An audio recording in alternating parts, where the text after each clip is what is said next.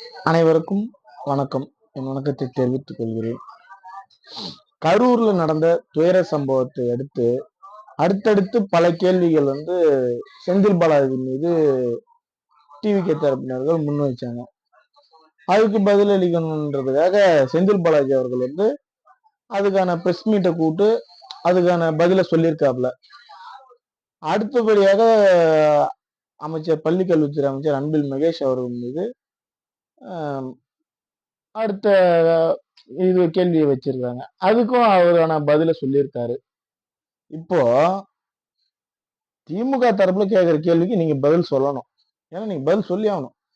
ஏன்னா 100 பேர் சேர்ந்த ஒரு கும்பல் கத்தியோட கூட்டத்தை அனைவரையும் சட்டையும் கிழித்து எறிந்தது, கத்தியால் உடலை கிழித்தது என்று ஏதோ ஒரு ட்விட்டர்ல போறது, கலவரத்தை தூண்டுறது, வன்மத்தை தூண்டுறது அனைத்துமே போட்டுட்டு வரீங்க. அதாவது அது வாய்முறையில சொல்றதும் எழுத்துல எழுதுறதும் சாத்தியத்துக்கு வராது. அதுக்கான வீடியோ ரெக்கார்டு ஏன்னா இன்னைக்கு அங்க 25,000 பேருக்கிட்ட போன் இருந்திருக்கும். 25,000 பேர்ல 20,000 பேருக்கிட்டாச்சும் போன் இருந்திருக்கும். ஆண்ட்ராய்டு போனும் இருந்திருக்கும். அவன் வீடியோ எடுத்துக்கணும் எப்படின்னாக்கா தளபதியை பார்க்கணும், இப்படி பார்க்கணும்ட்டு அவங்களோட ஃபேஸை வச்சுக்கின்னு வீடியோ எடுத்து போட்டுட்டு இருக்காங்க. அப்ப அதுக்கு அவர் கரெக்டா சொல்லியிருப்பார். என்னென்ன பேசினாரு, என்னென்ன நடந்துச்சு எல்லாம் அந்த போன்ல ரெக்கார்ட் ஆயிருக்கும். அப்ப அந்த சட்டி கீழ்ச்சது, கத்தியால கீழ்ச்சதுன்றதுக்கு ரெக்கார்டு இருக்கும். அப்போ அந்த ஆதாரத்தெல்லாம் ஏன் இன்னும் இன்ஸ்டாவில் வெளியிடல, ட்விட்டர்ல வெளியிடல, ஃபேஸ்புக்கு, யூடியூப் இதெல்லாம் எதுக்கு வெளியிடாதன்னு வச்சுக்கிட்டு பொய் அரசியல் பண்ணிட்டு இருக்கீங்கன்றது எனக்கு இன்னமும் தெரியல. நான் ஒரு விஷயம் சொல்லிக்கிறேன். உயிர் இழந்தது 41 பேர் உயிர் இழந்திருக்கிறாங்க. அப்ப அதை வச்சு நீங்க அரசியல் பண்றேன்னு நினைக்கிறீங்க. திராவிட கழகம் அரசியல் பண்ணுது, டிவிக்கு அரசியல் பண்ணுதுன்னு சொல்றீங்க. இப்ப திராவிட கழகம் அரசியல் பண்ணுதுன்னா முதலமைச்சர் அவருடைய கருத்து சொல்லியிருக்காரு. அன்னைக்கு ஹாஸ்பிட்டலுக்கு இந்த சம்பவத்தை எடுத்து இது துயர சம்பவம், இதை எடுத்து நான் அரசியல் பண்ண விரும்பல, இது அரசியல் நோக்கத்தோட நான் கொண்டும் போகல, இது தேவையில்லை, இது அரசியல் நோக்கத்தோட பார்க்காதீங்க. இந்த 41 குடும்பத்துக்கும் அவருடைய ஆறுதலையும் இரங்கலையும் தெரிவிச்சுட்டு அதுக்கான அறிக்கையை வெளியிட்டு போயிருக்காரு. அவர் ஒரு மனுஷன், ஒரு தலைவர், இந்த நாட்டோட பாதுகாவலர். அவரு அந்த இடத்துக்கு பதில் சொல்லணும், அந்த இடத்துல பதில் சொல்லிட்டாரு. இந்த கூட்டத்து உங்களுடைய தரப்பு, டிவிகே தரப்புலதான் அந்த கூட்டம் நடந்துச்சு. எல்லாமே உங்களுடைய ஏற்பாடு தான், எல்லாமே உங்களுடைய ஏற்பாடு. 7 ஆம்புலன்ஸ் எடுத்துட்டு நிறுத்தத்து முன்னெச்சரிக்கை எல்லாமே பண்ணீங்க. அங்க இருக்கிறவங்களுக்கு குடிநீர் வசதி எதுவும் ஏற்படுத்தி கொடுக்கலன்ற மாதிரி ஒரு சின்ன தகவல். இப்ப இதெல்லாம் பேசணுன்றதுனால நீங்க எல்லாம் என்ன தெரியுமா நினைக்கிறீங்க, திமுககாரன் திமுகவுக்கு தான் பேசுவான் அப்படின்ட்டு நீங்க நினைக்கிறீங்க. ஏன்னா இது தவறு இல்லையா? ஏன்னா அவங்களுடைய கட்சி இருக்கிறது அவங்களுடைய வேறுபாடு. உங்களை இன்னைக்கு திமுக காரன்ட்டு திட்டு திமுக காரன்ட்டு நீங்க பேசுறீங்க. இப்ப உங்களை அணில் குஞ்சின்னாக்கா உங்களுக்கு கோபம் வருது. அது ஏன் உங்களுக்கு கோபம் வருது? அப்ப நாங்க கோபப்படக்கூடாதா? இதெல்லாம் நீங்க சிந்திக்கணும். இன்னொரு விஷயம் நான் சொல்லிக்கிறது என்னன்னா, இந்த 120 பேருக்கு மேல அங்க படுகாயம் அடைஞ்சு படுத்திருக்கிறாங்க. அவங்களுக்கு எல்லாம் கேட்டா அவங்க இப்ப இறந்தவங்களை மீறி இருக்கிறவங்களை கேட்டாக்கா உண்மை சொல்லுவாங்க, என்ன நடந்துச்சு ஏது நடந்துச்சுன்னு. இது வரைக்கும் அவங்களுடைய வாக்குமூலத்தை ஏன் நீங்க டிவிகே சார்பில் இருந்து அதை வெளியிடல? அதுக்கான பதில் சொல்லணும். இப்ப அன்னைக்கு பிரஸ் மீட் எல்லாம் போயிட்டு இறந்தவங்களுக்கு கேட்டாங்க. இது மாதிரி கூட்ட நெரிசல்ல தள்ளி விடுறாங்க போறாங்கன்னு ஒரு அம்மாலாம் எவ்வளவு பேரு பேட்டி கொடுத்துருக்காங்க. அதெல்லாம் நீங்க ஏன் போட்டு இதை காமிக்க மாட்டீங்க? போட்டு போறீங்க வித் ஸ்டாண்ட் வித் விஜயா அப்படி, ஸ்டாண்ட் வித் விஜய் அப்படின்றீங்க, ஏதோ போடுறீங்க. அது உங்க தலைவரை உற்சாகப்படுத்துறீங்க பழகுது. இதே மாதிரி சம்பவம் நடக்கணும்னுட்டு.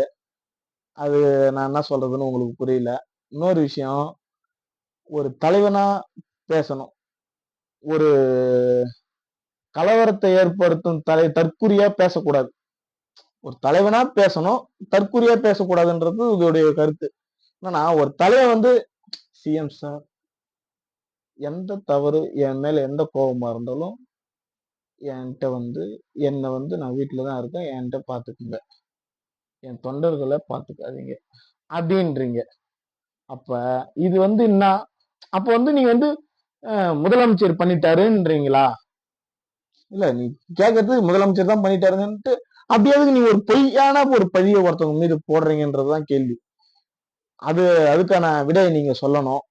அடுத்தது இருக்கிற சிசிடிவி கேமரா நீங்க வந்து இந்த சட்டை கீச்சது, கத்தியால பிளேடு போட்டது, அது இதுன்ட்டு ஏதோ சொல்றீங்கல்ல, அதோடைய வீடியோ ரெக்கார்டு, வீடியோ ஃபுட்டேஜ நீங்க வந்து வெளியிடணும்.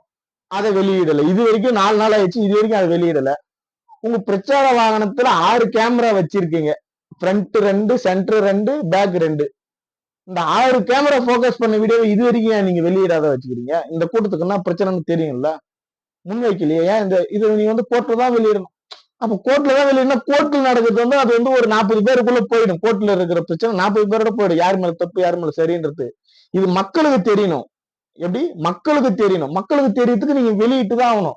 இன்னைக்கு வந்து லட்சக்கணக்கான பேர் வந்து ஆண்ட்ராய்டு போன் வச்சு இன்ஸ்டா, ட்விட்டர், வாட்ஸ்அப், பேஸ்புக் எல்லாத்துலயுமே பார்த்துட்டு இருக்காங்க. அப்படின்னக்குள்ள அவங்களுக்கு நீங்க தெரிவிக்கணும். நியூஸ்ல கூட விட தேவை. ஒரு ட்விட்டர் ஒரு அத மாதிரி ஏதாச்சும் ஒண்ணு விடுங்க. விட்டுட்டு பேசுங்க. இந்த அரசியல் பண்றன்ற இதுல பேசாதீங்க. இப்ப சிபிஐ விசாரணைன்னுட்டு பத்தி நீங்க ஆர்ப்பாட்டம் தான் பண்ணீங்க. இப்ப நீங்க உங்களுடைய கேஸ் சிபிஐக்கு மாத்துனீங்க. அதுக்கு பதில் சொல்ல முடியுமா உங்களால? சிபிஐக்கு ஏன் உங்க கேஸ மாத்துனீங்க?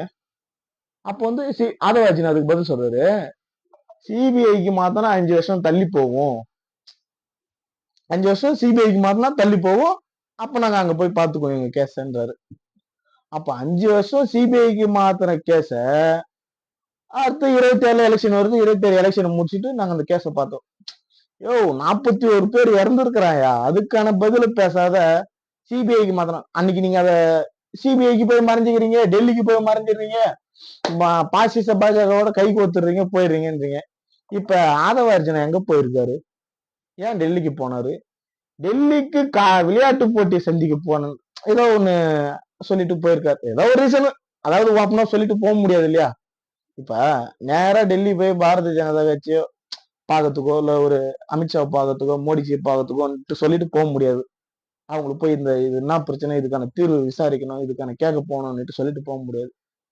பர்சனலா நீங்க போயிருக்கீங்க. அதாவது ரெண்டு அரசு கார்டினோட நீங்க போயிருக்கீங்க. நீங்க என்ன தேச துரோகின்ற மாதிரி போயிருக்கீங்க போல இருக்குது. நானே ஒண்ணும் புரியல. பாத்துக்குங்க. இது வந்து தவறான ஒரு அரசியல் பாதையில மக்களை கொண்டு போறீங்க. இது தேவையில்லை.